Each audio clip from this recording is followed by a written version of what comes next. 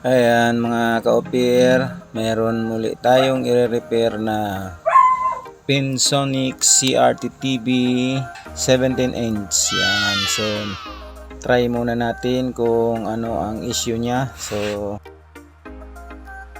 saksak muna natin. Yan. So yan, may power naman siya. So ayan, ang trouble niya, straight na guhit. Yan. So yan ang i-repair natin. Okay. Bubuksan muna natin yan. So ayan, inulit ko pa. Guhit talaga. So yan.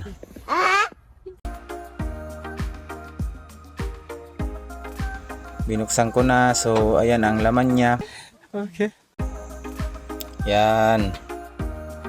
Yan yung board niya. Medyo okay pa naman siya. So tanggalin natin yung mga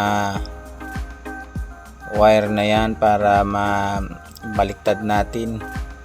Tingnan natin sa likod kung okay pa siya or ano na, or hindi na. So yan na ang likod niya. Yan, so medyo malinis pa siya. So kailangan natin diyan mag resolder.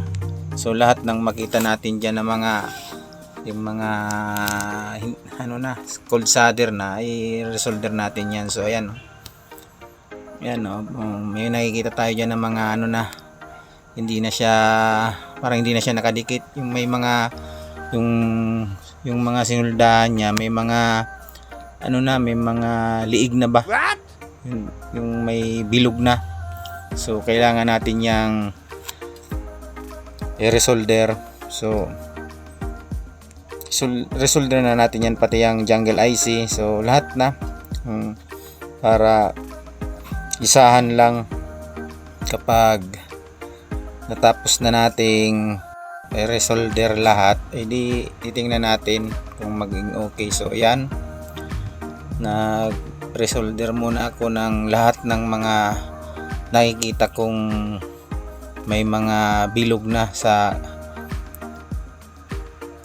mga sinuldahan. So yan, nihinang ko muna lahat para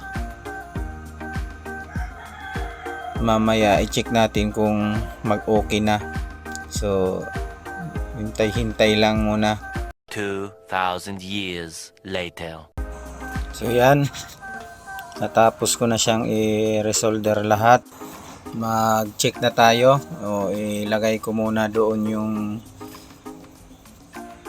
test probe na black sa ground, tapos set natin sa 250. So yan,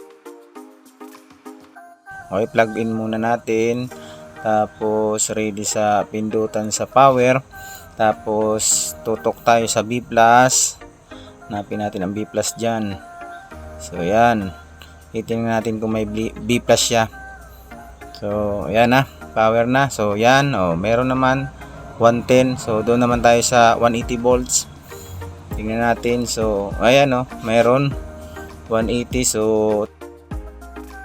ayun, may ano siya, may liwanag yung heater niya.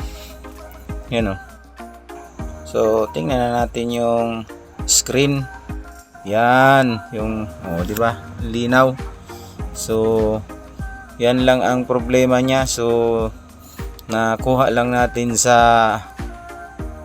resolder lahat. Kaya nga ikaw alam kung magaling ang tsamba mo, malakas ng ng mga paa. So iyan, ano talaga yan, pag check ko diyan, tanggal na pala yan, na pisang yan na kulay blue. So ayan na, testing na natin. So yan, testing natin habang hindi pa nakasara yung likod. So yan. So yan, linaw pa siya. So iano natin ng konti yung adjust natin konti yung screen niya. Masyado siyang maliwanag. Yan, so yan na. Tapos i-focus, yung sa focus naman adjust natin ng konti. So yan na, pwede na yan. So try na natin yan na lagyan natin ng ng cable kung okay nga ba ang picture niya nalalabas. O di ba? Ang linaw pa niya. So yan guys na mga ayan dumadaan sa screen na parang itim na nagwe-wave. So sa yan sa camera talaga yan yung mga galaw. So yan, okay na yan. So wag po pala makalimot mag-subscribe, like and share sa aking Facebook page at YouTube channel. Thank you. Be blessed. Shalom.